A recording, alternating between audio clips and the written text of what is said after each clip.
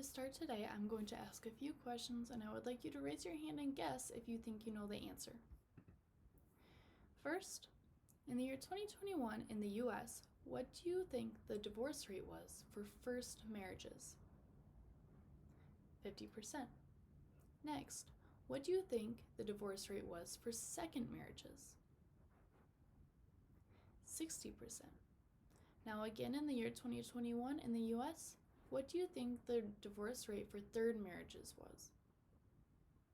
73%.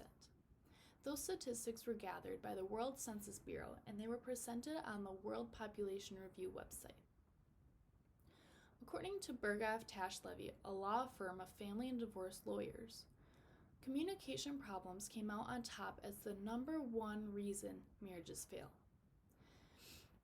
Communication is very important, but it's even more important to know how your partner wants you to communicate your feelings to them. That is where the importance of love languages come into play. If you don't know how your partner wants you to communicate with them, they won't know when you're trying. When you know and learn more about your own preferences and your partner's preferences, you can both tackle your conflicts together and ultimately have less overall.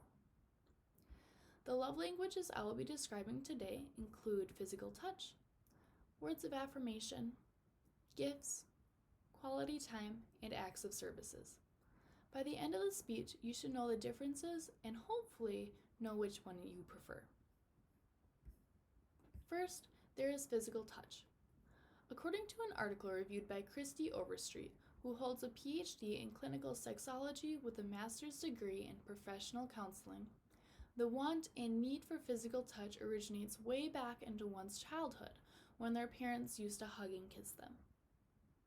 They found love in the feeling of that sort of physical touch. Whether with your partner, family, or friends, physical touch can be shown in many ways, such as just holding hands and hugging, to kissing, and even having sex. This may be your love language if you would prefer to hold hands while going out on a walk versus perhaps being surprised flowers at the end of the day. However, physical touch is not for everyone, for some people enjoy their personal space. If you like your space a little bit more, perhaps words of affirmation is more your style. People with this love language enjoy when they hear emotions being expressed out loud. They find that acknowledging feelings through words is more of a direct way of expressing oneself. This may be through a series of words such as I love you or a compliment or even digital communication.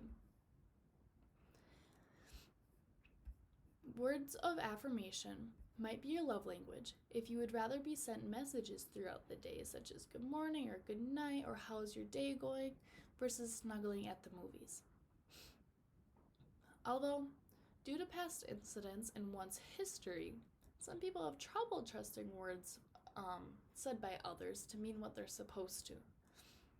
If you would instead like to be shown love through tokens of appreciation, perhaps gift giving is your love language.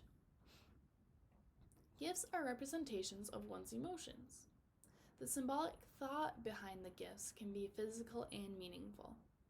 Those who enjoy this type of love language like to see, feel, and hold the materialistic aspect of the gifts. It helps them so they can clearly see how their partner, family, or friends feel about them. Gifts can range from just a simple love note to even diamond jewelry. However, the price is not the important thing here, it's the meaning behind the gift. Gift giving might be your love language if you would prefer to be given chocolates on Valentine's Day rather than just being told that you are loved. However, some people don't enjoy the materialistic items and would rather be shown love through the presence and quality time of another person. According to Gary Chapman, who is known as the father of love languages, quality time is all about giving the other person your undivided attention. Those who seek this love language often want to hang out all the time or just love being in your presence. Although quality time is not just hanging out. It includes time together that is non-interrupted and has no technology. It requires active listening and a full presence. Otherwise, it is simply not quality time.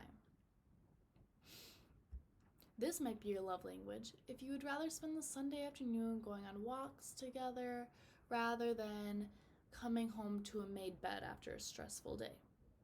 However, some people do feel that even if you spend all day together, they would feel more appreciated if shown love through actions or acts of services. Growing up, have you ever heard the phrase, actions speak louder than words? Well, that really applies to those whose love language is acts of services. These people really enjoy the feeling of relief when getting helped with just the simplest of tasks. Examples of this include having your coffee made in the morning, being surprised to a full gas tank, or even coming home to folded laundry so they don't have to. These people are not lazy, they just view help as a way of showing affection because it takes some stress off of their shoulders. Acts of services may be your love language if you feel more love when your partner picks you up some medicine, perhaps, without you asking when you're sick, versus the love you feel when you go on a movie date. Today, I have explained and given examples of the different types of love languages. Physical touch, such as holding hands. Words of affirmation, such as being told I love you. Gifts, like chocolate. Quality time, like Sunday walks. And acts of services, like getting medicine when you're sick without having to ask. As you go through life and enter new relationships, whether it's with partners, families, or friends, keep these in mind. Remembering them can enable you to love the people you care about most in the ways they will appreciate most.